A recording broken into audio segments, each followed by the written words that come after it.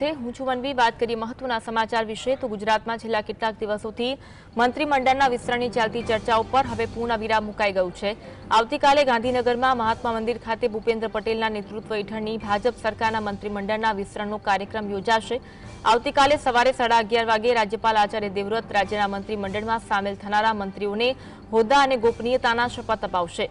આ શપથવિધિ સમારોહમાં કેન્દ્રીય ગૃહપ્રધાન અમિત શાહ અને ભાજપના અધ્યક્ષ જેપી નડ્ડા ઉપસ્થિત રહી શકે છે।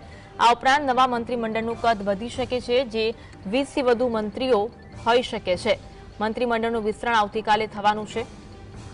સત્તાવાર જાહેરાત કરી દેવામાં આવી છે, તે માટેની તૈયારીઓને પણ આખરી ઓપ આપવામાં આવી રહ્યું છે। જેપી નડ્ડા, અમિત શાહ આ કાર્યક્રમમાં હાજર રહે તેવી શક્યતા જોવા મળી રહી છે। તમામ મંત્રીઓને આદેશ આપી દેવામાં આવ્યા છે। સવારે 11:30 કેન્દ્રીય નેતાઓની હાજરીમાં નવું મંત્રીમંડળ શપથ લેશે। આ સાંજ સુધીમાં અનેક મંત્રીઓ રાજીનામા આપશે। ગુજરાતના મંત્રીમંડળનું વિસ્તરણ નક્કી થઈ ચૂક્યું છે।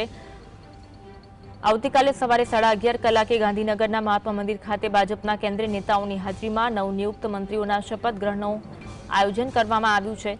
રાજ્યપાલ આચાર્ય દેવવ્રત તમામ મંત્રીઓને શપથ લેવડાવશે। નવા મંત્રીઓના શપથવિધિના કાર્યક્રમ અંગેની સત્તાવાર માહિતી આપવામાં આવી છે। આજ અંગે વધુ વાત કરીશું। સંવાદદાતા જતીન ફોનલાઈન પર જોડાયા છે। જતીન, જે ઘણા સમયથી અટકળો લગાવવામાં આવતી હતી તેના પર પૂર્ણવિરામ મૂકી દેવામાં આવ્યું છે। આવતીકાલે શપથવિધિનું કાર્યક્રમનું આયોજન કરવામાં આવ્યું છે। શું અપડેટ મળી રહી છે? મંત્રીમંડળના વિસ્તરણને લઈ સૌથી મોટા સમાચાર કહી શકાય કે કયા મંત્રીઓનો પત્તું કપાશે અને કયા મંત્રીઓનો એડ ત્યારે આવતીકાલે સપાટીના જે મુહૂર્તમાં 12:39ના રોજ ગાંધીનગર ખાતે મહાત્મા મંદિર ખાતે તમામ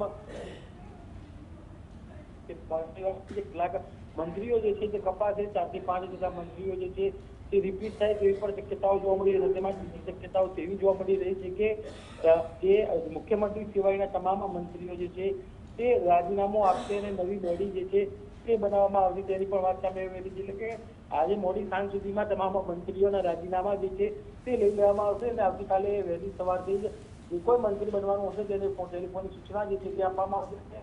ત્યારબાદ ભારતીય જનતા પાર્ટીના વિજય મુહૂર્તની અંદર કહી શકાય કે તમામ લોકો શપથવિધિ જે છે તે લેવાના છે। શપથવિધિની અંદર ભારતીય જનતા પાર્ટીના દિગ્ગજ નેતાઓ જે છે તે હાજર રહેવાના છે। સાથેમાં જ કેન્દ્રીય ગૃહમંત્રી અમિત શાહ, જેપી નડ્ડા અને રાષ્ટ્રીય મહામંત્રી બંસલ સાહેબ છે તે તમામ લોકો જે છે તે હાજર રહેવાના છે। કહી શકાય કે રાહ જોઈ રહેલા હતા ભારતીય જનતા પાર્ટીના તમામ નેતાઓ અને ધારાસભ્યોને ગઈકાલે જ સૂચના આપી દેવામાં આવી કે આવનારા 2 દિવસો ગાંધીનગર ખાતે જ રહેવાનું છે। એટલે કે આવતીકાલે વહેલી સવારે ભારતીય જનતા પાર્ટીના વિજય મુહૂર્તમાં જે તમામ મંત્રીઓ નવા મંત્રીઓ જે છે તે શપથ લેશે।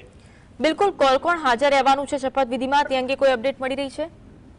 શપથવિધિની અંદર કહી શકાય કે ભારતીય જનતા પાર્ટીના દિગ્ગજ નેતાઓ જે છે તે હાજર રહેવાના છે। કેન્દ્રીય ગૃહમંત્રી અમિત શાહ, સાથેમાં જ રાષ્ટ્રીય મહામંત્રી સુરેશ બંસલ છે, સાથેમાં જ જેપી નડ્ડા રાષ્ટ્રીય અધ્યક્ષ જે છે તેઓ પણ જે છે તે હાજર રહેવાના છે। સાથેમાં સંતો મહંતો જે છે તેઓ હાજર રહેશે। કહી શકાય કે જે પ્રમાણે ભારતીય જનતા પાર્ટી દ્વારા 3 પ્રકારનું આયોજન કરી દેવામાં આવ્યું છે। તમામ ધારાસભ્યોને સૂચન કરી દેવામાં આવે છે કે આવનારા 2 દિવસો તેઓ ગાંધીનગર બહાર જશે, ગાંધીનગર બહાર ન જવું જોઈએ। એટલે કે તમામ પ્રકારની તૈયારીઓ કરી દેવામાં આવી છે। આજે સાંજ સુધીમાં તમામ મંત્રીઓના રાજીનામા લેવાઈ જાય તે પ્રકારની સ્થિતિ જોવા મળી રહી છે। ખાસ કરીને તમામ મહાત્મા મંદિર ખાતે આ બીજી વખત શપથવિધિ કાર્યક્રમ જે છે તે યોજાઈ રહ્યો છે। આ અગાઉ રાજ્યના મુખ્યમંત્રી વિજય રૂપાણી હતા તે સમય દરમિયાન પણ મહાત્મા મંદિર ખાતે શપથવિધિનો કાર્યક્રમ જે છે તે કરવામાં આવે છે અને આ બીજી વખત એટલે કે નવા મંત્રીઓ આવતીકાલે શપથ જે છે તે મહાત્મા મંદિર ખાતે લેશે।